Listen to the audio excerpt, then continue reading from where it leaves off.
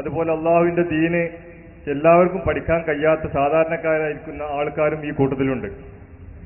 ഇവിടെ സുന്നികളും മുജാഹിദുകളുമായിട്ട് പല മേഖലകളുമായി ബന്ധപ്പെട്ട് നോക്കുമ്പോൾ സുന്നത്താക്കപ്പെട്ട ഒരുപാട് അനുഷ്ഠാന കർമ്മങ്ങൾ നിർവഹിക്കുന്നവരാണ് സുന്നികൾ. ഇത് ഒരു മരിച്ച വീട്ടിൽ ചെന്നാൽ ഓല് കുറച്ച് ആൾക്കാർ സ്വർഗത്തിന്റെ ആൾക്കാർ, ഇവിടെ വേറെ വിഭാഗം ആൾക്കാർ നരകത്തിന്റെ ആൾക്കാർ. അതുകൊണ്ടൊരു 4-5 ചോദ്യം ഒരുമിച്ച് ചോദിക്കുകയാണ്. പെട്ടെന്ന് ചോദിക്കണം, സമയം വളരെ അതിക്രമിച്ചു. ആമുഖം വേണ്ട, ചോദ്യം വരട്ടെ, വേഗം വേഗം. ഇവിടെ ഫർളാക്കപ്പെട്ട നിസ്കാരം നിർവഹിച്ചു കഴിഞ്ഞാൽ ഇമാമ് സുബ്ഹാനല്ലാഹ് അൽഹംദുലില്ലാഹ് അല്ലാഹു അക്ബർ എന്ന് ദിക്റൊക്കെ ചൊല്ലി കൂട്ടുപ്രാർത്ഥന നടത്താറുണ്ട്.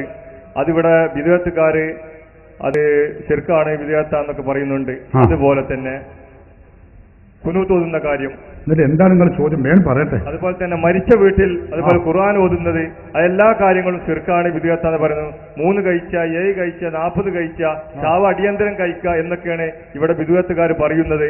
അത് ഇസ്ലാമിൽ അത് പ്രമാണങ്ങൾ എന്താണ് പറയുന്നത്? ഓരോന്നും പറയാം. ചോദ്യം വളരെ വിശദമാണ്, മറുപടി വിശദീകരിക്കേണ്ടതാണ്, സമയമില്ലാത്തതുകൊണ്ട് ഒറ്റവാക്കിൽ മറുപടി പറയുന്നു. ഒന്നാമത്തത്, കൂട്ടുപ്രാർത്ഥന ബിദ്അത്താണ്, അനാചാരമാണ് എന്ന് പറയുന്നത് ശരിയല്ല.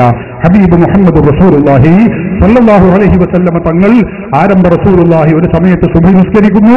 ഫലമ്മാ സല്ലമ ഇൻഹറഫ, സലാം വീട്ടിയപ്പോൾ തിരിഞ്ഞിരിക്കുന്നു. ദുആ ചെയ്യുന്നു, അല്ലാഹുമ്മ ബാരിക് ലനാ ഫീ മുദ്ദിനാ വസാഇനാ, അല്ലാഹുമ്മ ബാരിക് ലനാ ഫീ മദീനത്തിനാ, പടച്ചവനെ ഞങ്ങളുടെ മദീനയിൽ, ഞങ്ങളുടെ സായി, ഞങ്ങളുടെ മുദ്ദിൽ ഞങ്ങൾക്ക് നീ ബറക്കത്ത് ചൊരിയണേ. റസൂലുള്ളാഹി ബഹുവചനമായി ദുആ ചെയ്യുന്നു.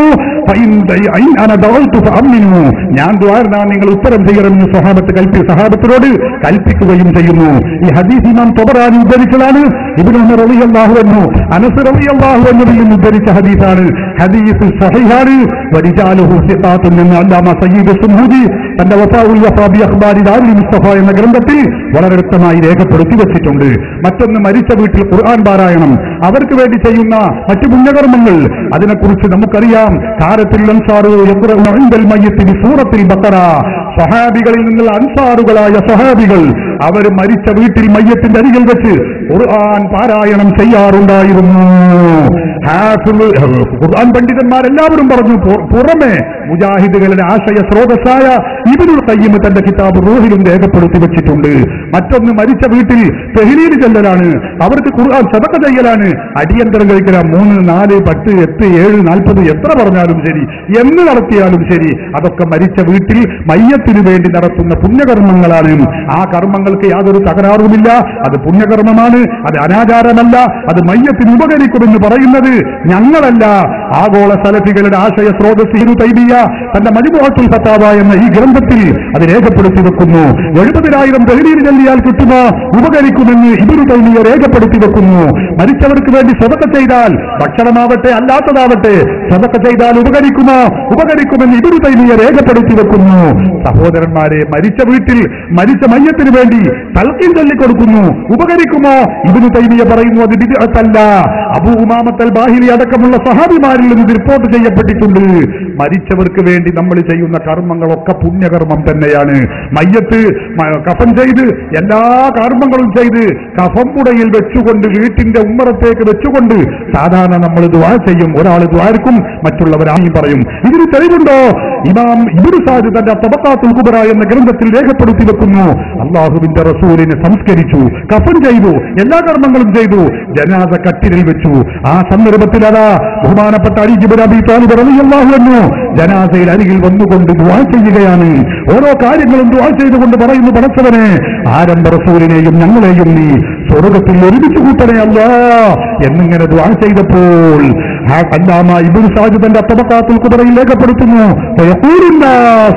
ആമീൻ ആമീൻ ആമീൻ. മയ്യത്തിന്റെ അരികിൽ വെച്ച് കൂട്ടപ്രാർത്ഥന നടത്തുന്നു. ജനങ്ങൾ പറയുന്നു ആമീൻ ആമീൻ ആമീൻ. അലി ഇബ്നു അബീ ത്വാലിബ് ദുആ ചെയ്യുന്നു, ജനങ്ങളെല്ലാവരും ആമീൻ പറയുന്നു. എത്ര ഹദീസ് ഗ്രന്ഥങ്ങളിൽ സഹോദരന്മാരെ ഇങ്ങനെ സുന്നികളായ നമ്മൾ ചെയ്യുന്ന കർമ്മങ്ങൾ ഏതുണ്ടോ? 7 അല്ലെങ്കിൽ 40 അല്ലെങ്കിൽ അതിന് 38, 8, 9, 10 എന്ന് ചെയ്താലും മയ്യത്തിന് വേണ്ടി നടത്തുന്ന അടിയന്തരം സഹാബകളുടെ ചര്യ നിങ്ങൾക്കറിയാമോ? താബിഈകളുടെ നേതാവ് ത്വാഊസ് റളിയല്ലാഹു അൻഹു പറയുന്നു, ഇന്നൽ മൗതാ യുഫ്തനൂന ഫീ ഖുബൂരിഹിം സബ്ആ. മരിച്ച മയ്യത്തുകൾ ഖബറടക്കപ്പെട്ടാൽ 7 ദിവസം അവർക്ക് പ്രത്യേകമായ വിഷമങ്ങൾ ഉണ്ടാകുന്നു. ഫകാനൂ യസ്തഹിബ്ബൂന സഹാബികൾ സുന്നത്തായി കണ്ടിരുന്നു അയ്യുത്ഇബു അൻഹും തിൽക്കൽ അയ്യാം. ഈ 7 ദിവസം മരിച്ചവർക്ക് വേണ്ടി പാരത്രിക സവാബ് കിട്ടാൻ വേണ്ടി, ഉപകാരം കിട്ടാൻ വേണ്ടി അവർക്ക് ഭക്ഷണം കൊടുക്കുന്ന പരിപാടി സ്വഹാബത്തിന്റെ ചര്യയാകുന്നു. സഹോദരന്മാരെ, ഹാഫിദ് ജലാലുദ്ദീൻ സുയൂത്തി റഹിമഹുള്ള തന്റെ തുറൂഉ സുറയ്യ ബിഇൽഹാരി മാ കാന ഖഫിയ എന്ന ഗ്രന്ഥത്തിൽ ഇത് രേഖപ്പെടുത്തി വെച്ചിട്ടുണ്ട്. എല്ലാ പണ്ഡിതന്മാരും ഇത് രേഖപ്പെടുത്തി വെച്ചിട്ടുണ്ട്. സുന്നികളായ നമ്മൾ ചെയ്യുന്ന കർമ്മങ്ങൾ ഏത് എടുത്ത് പരിശോധിച്ചോളൂ. അതൊക്കെ പ്രമാണബദ്ധമാണ്. അത് അനാചാരമാണെന്നോ ബിദ്അത്താണെന്നോ കുഫ്റാണെന്നോ നരകത്തിലേക്ക് പോകുന്നതാണെന്നോ പറയാൻ ഒരു ശക്തിക്കും കഴിയില്ല. ഇവിടെ മറ്റ് സാധാരണ സ്ഥലത്തുള്ള മുഖാമുഖം പോലെയല്ല. ഇവിടുത്തെ എല്ലാ പരിപാടിയും പ്രസംഗമാണെങ്കിലും മുഖാമുഖം 10 മണി വരെ മാത്രമേ പെർമിഷൻ ഉള്ളൂ. അത് കഴിഞ്ഞാൽ പിന്നെ പലരും പോലീസ് സ്റ്റേഷനിലേക്ക് വിളിക്കുക. അതുകൊണ്ട് ഇത് മുന്നോട്ട് കൊണ്ടുപോകാൻ നമ്മുടെ അധികാരികൾ നമുക്ക് നൽകിയ സമയം തീരുകയാണ്. അതുകൊണ്ട് തന്നെ ഇതുവരെയും പറഞ്ഞതിന്റെ ആകത്തുക അഹ്ലുസുന്നത്തി വൽ ജമാഅത്തിന്റെ ആദർശങ്ങൾക്കുള്ള തെളിവുകൾ ഭദ്രമാണ്, പ്രമാണഭദ്രമാണ്, അത് പാരമ്പര്യത്തിൽ അധിഷ്ഠിതമാണ്. അതേ അവസരത്തിൽ വിധവികളെ സംബന്ധിച്ചിടത്തോളം അവർക്ക് ഈ പ്രമാണങ്ങളില്ല, അത് തെളിയിക്കാൻ കഴിയില്ല എന്ന കാര്യം ഇവിടെ അറിയിക്കുന്നു.